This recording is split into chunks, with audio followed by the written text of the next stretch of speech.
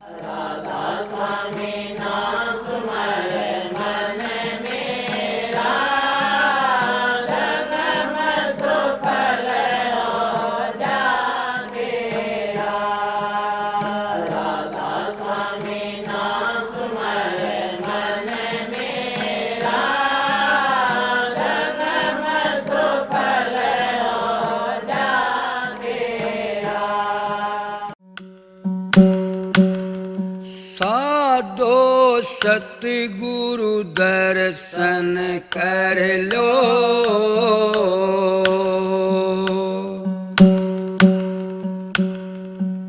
साधो सतगुरु दर्शन कर लो।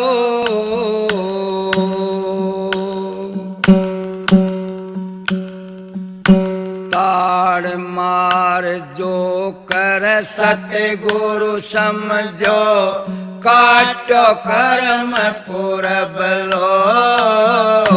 ताड़ मार जो कर सतगुरु समझो, काटो कर्म पूरब लो।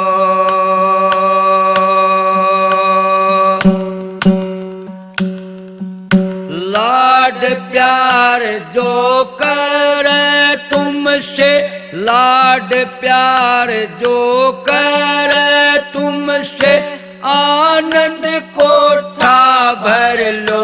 साधो सतगुरु दर्शन कर लो। शेर साट जो सतगुरु मिल जा, शेर साट जो सतगुरु मिल जा, तो भी जानो सर लो। साधो सतगुरु दर्शन कर लो। वचन सुनो सतगुरु प्यारे के, सुन सुन हृदय धर लो। वचन सुनो सतगुरु प्यारे के, सुन सुन हृदय धर लो। जब तक इनसे प्रेम नहीं है, जब तक इनसे प्रेम नहीं है, कैसे डर से उड़ लो। साधो सतगुरु दर्शन कर लो।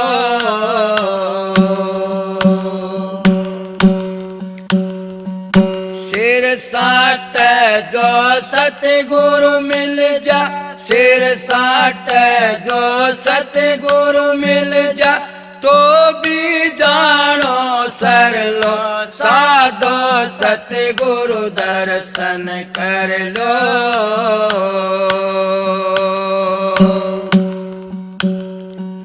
नाम दान हमने उनसे पाया, मिटा काल का डर लो। नाम दान हमने उनसे पाया, मिटा काल का डर लो।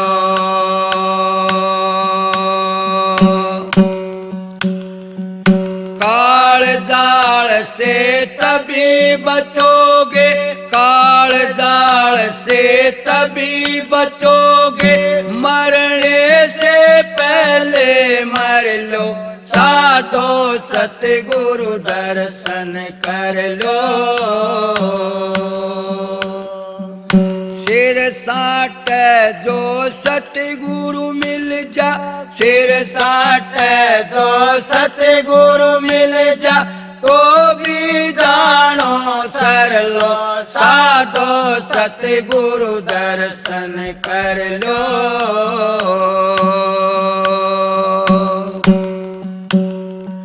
सतगुरु तारा चंद के समझ कवर, हमें ज्ञान बतावा दूर लो। सतगुरु तारा चंद के समझ कवर, हमें ज्ञान बतावा दूर लो। सूरत शब्द का साधन करके, सूरत शब्द का साधन करके, भव सागर से तिर लो, साधो सतगुरु दर्शन कर लो। सिर साट जो सतगुरु मिल जा, सिर साट जो सतगुरु मिल जा, तो भी जानो सर लो, साधो सतगुरु दर्शन कर।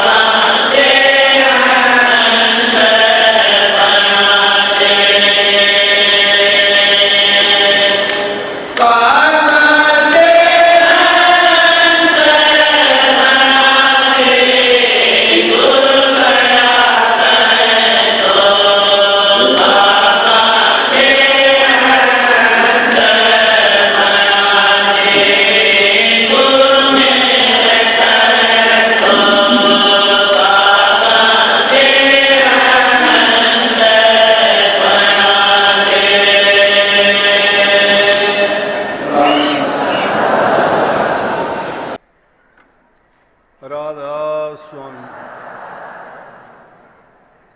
राधा स्वामी दयाल की दया, राधा स्वामी सहाय, राधा स्वामी। प्यारी साध संगत, जितने भी सत्संगी प्रेमी सत्संग लाभ के लिए उपस्थित हुए हो, शांति से बैठ के सत्संग का लाभ उठाएं। जब से अपने यहाँ सत्संग प्रारंभ हुआ था, उसी समय से गुरु पूर्णिमा ये गुरु पर्व के नाम से जाना जाता है, गंगा स्नान के नाम से भी जाना जाता है। और गुरु पर्व का नाम इसको इसलिए दिया गया कि गुरु नानक साहब का जन्म दिवस आज का ही है।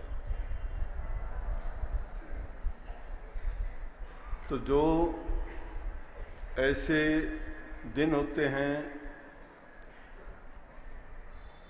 जिनमें महापुरुष इस पृथ्वी पर मनुष्य का चोला लेके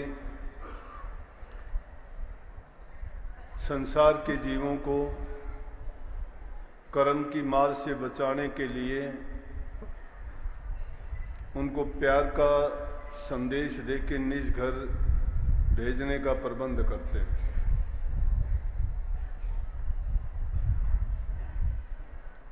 तो ये सत्संग हमारा वार्षिक सत्संग के रूप में होता है।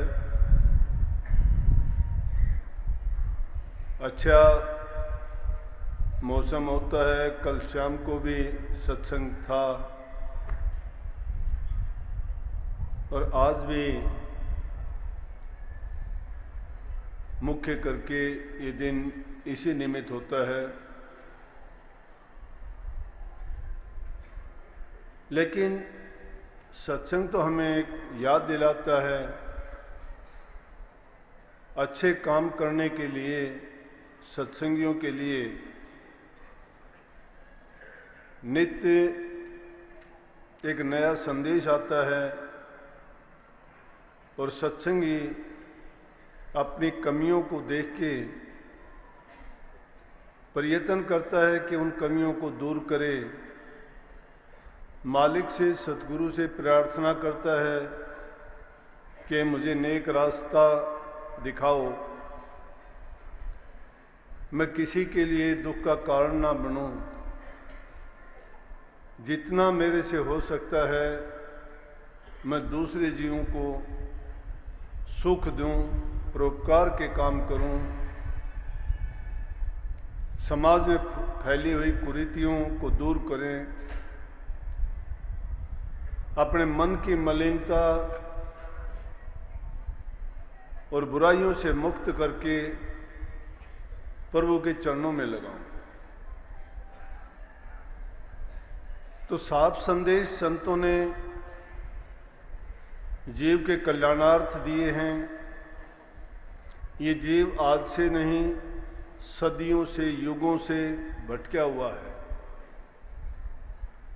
जब से ये सत्य पुरुष के देश से अलग होकर रूह इस संसार में आई, ये काल के कैद खाने में बंद हो गई और उस कैद खाने को ही अपना घर समझने लगी।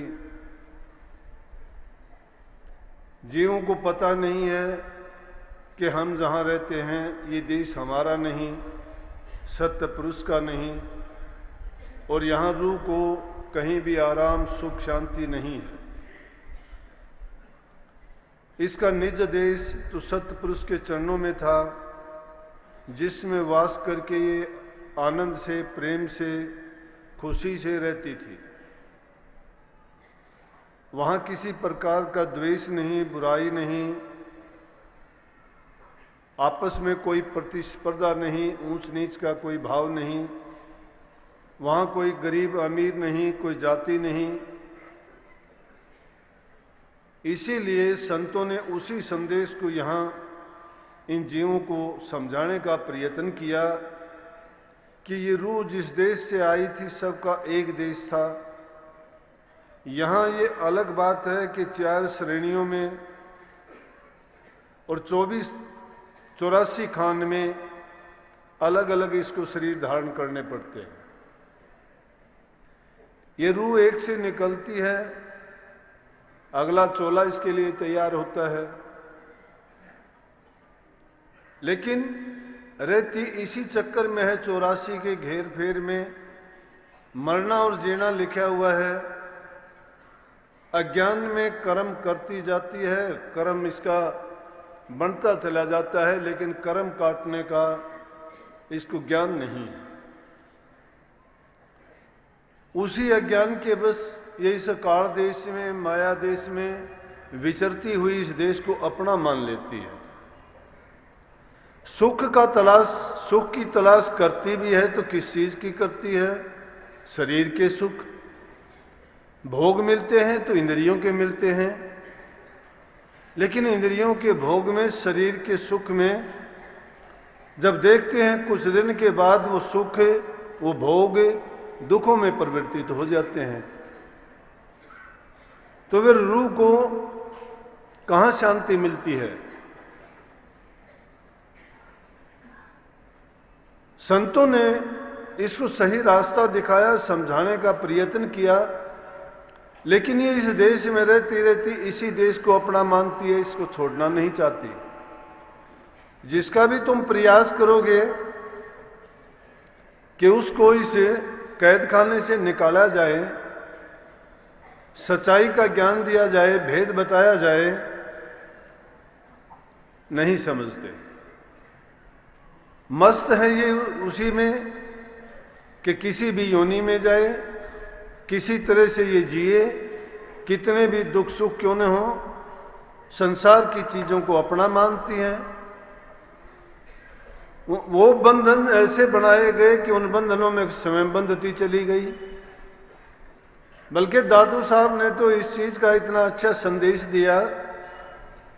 वो कहते हैं, दादू जीव ने जाने राम को, राम जीव के पास, सतगुरु का शब्द बाहरा ताते भया उदास। कि जीव के पास ही राम है राम पास में, लेकिन जीव नहीं जानता। क्यों नहीं जानता? ये अज्ञान है। जब ज्ञान हो जाता है तो इसको समझ ही आ जाती है कि राम तेरे से दूर नहीं है। पलटू साहब उसको कहते हैं, संत और राम को एक कर जानिए, दूसरा भेद न तनक आने। लाली जो छिपी है मेहंदी के पात में, दूध में घी इस भांत जाने। फूल में बास जो काठ में आग है, संत में राम इस भांत जाने। दास पलटू का संत में राम है, राम में संत, ये सत्य माने। ये ओत पोत का खेल है। जिस प्रकार से मेहंदी के पत्ते के अंदर लाली छिपी हुई है, काठ के अंदर आग छिपी हुई है, दूध के अंदर घी छिपा हुआ है, लेकिन हमें पता नहीं है। अगर ढूंढने का प्रयास करते हैं, चाहे उनके तुम टुकड़े टुकड़े करके निकाल दो, फिर भी वो चीज कैसे नहीं मिलती ऐसे। अगर कोई समझाने वाला, बताने वाला कहता है कि इसको निकालने का, इसको देखने का तरीका ये है, लकड़ी से आग देखना चाहते हो तो बार बार उसको जब घर्षण करोगे तो उसमें अग्नि उत्पन्न हो जाएगी। दूध से घृत प्राप्त करना चाहते हो तो दूध को एक निश्चित तापमान पर गर्म करके जमा के जब उसका मंथन करोगे तो उसमें मक्खन निकलता है, घी निकलता, पता लगता है। फूल की जो सुगंध है उसको भी हम महसूस कर सकते हैं। इसी प्रकार से उस मालिक को भी हम प्रयास करेंगे। संतों ने उसके लिए अभ्यास बताया, तरीका, नाम की दीक्षा दी, और फिर दादू साहब की बात पर आए कि सतगुरु के शब्द बाहरा। हम सतगुरु के शब्द से बाहर हैं। सतगुरु के कौन से शब्द? सतगुरु के 2 शब्द हैं। जो कबीर साहब ने कहा कि एक शब्द सुखरास है, एक शब्द दुखरास। एक शब्द तो दुख देने वाला है हमें, और एक शब्द सुख देने वाला है। अब दुनियादारी में भी अगर देखोगे कि अगर कटु वचन बोलते हो तो दुख देने वाला है, और अच्छा वचन बोलते हो तो सुख देने वाला है। लेकिन जहाँ शब्द की महिमा गाई गई है, उसको अभ्यासी लोग जिन्होंने नाम की दीक्षा ली है वो भली प्रकार से जानते हैं कि वो शब्द क्या चीज़ है। उस शब्द ने सारी त्रिलोकी को रचा है। जितनी चीज़ें हम देखते हैं इनका प्राकट्य सब शब्द से हुआ है, शब्द से बाहर कुछ भी नहीं है। तो एक शब्द, जिस शब्द को गुरु का शब्द अगर लेके अंदर में उसकी खोज करते हैं तो हमें उस सच्चाई का, उस सत्य ज्ञान का और उस सत्य नाम का पता लगता है। लेकिन वो चीज़ बाहर नहीं है। वही नानक साहब की वाणी में आता है, जो कुछ है सो घट के माही, बाहर ढूंढे सो भूल भुलाई। जो बाहर खोजते फिरते हैं वो भूल है। उसको अगर खोजना चाहते हो तो अंतर में ही खोजना पड़ेगा। अंतर का रास्ता संतों से मिलता है। संतों ने उसके लिए कौन सा रास्ता बताया? उसके लिए गुप्त गली है। गुप्त गली है कहाँ पे? हमारे शरीर के अंदर 10 दरवाजे हैं। 10 दरवाजों में से 9 दरवाजे संसार के पदार्थों की ओर हमें लेके जाते हैं, संसार की चीजों का ज्ञान देते हैं। लेकिन 10वां द्वार है, वो गुप्त रास्ता है, वो चलता भी उल्टा है, ऊपर की तरफ है। वो सुखमन नाड़ी के रास्ते पे चल के हमें अंतर में मिलता है। और जब उस रास्ते पर चलते हैं तो वो शब्द घर की ओर लेके जाता है जहां से हमारी रूह बिछड़ के आई थी। इसलिए दादू साहब कहते हैं कि उस सतगुरु का शब्द तो हमने ले लिया, लेकिन उससे बाहर हैं हम। उसको हमने अपनाया नहीं, जीवन में उतारा नहीं, उसके गुरु के वचन के अनुसार हमने उसकी कमाई नहीं की। जब उन गुरु के वचन पे नहीं चले, गुरु का वचन अगर मानोगे तो गुरु बार से कहता है कि पवित्र हो। इसीलिए जिन्होंने उस चीज को पाया तो उसको, अभी ये जो वाणी थी, ये भानीनाथ और गुलाबनाथ 2 चाचा भतीजा हुए हैं राजस्थान में, बहुत करने वाले महात्मा थे। उन्होंने इस सब की व्याख्या उसी बात की ओर इशारा किया है। वो कहते हैं कि गुरु मेहर करे तो कागों से हंस बना दे। काग से हंस नहीं बनता। काग किसको कहते हैं? जिसकी बुरी वृत्ति है, खोटे कर्म है जिसके। और हंस की वृत्ति क्या है? हंस किसी को दुख नहीं देता।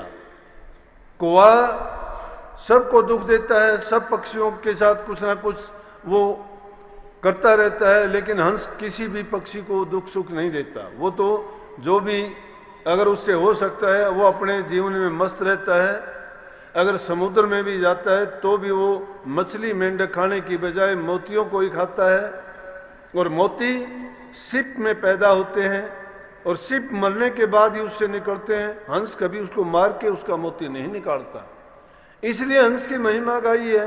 फिर हंस की खूबी है कि वो सिर्फ सार वस्तु को ग्रहण करता है। अगर उसको, हंस को दूध दे दिया जाए तो दूध का पानी छोड़ देगा, दूध को पी लेगा। तो वो हमारी तरफ इशारा करते हैं कि सतगुरु ने कौवे से हंस कैसे बना दिया, जैसे हम सबको बना दिया।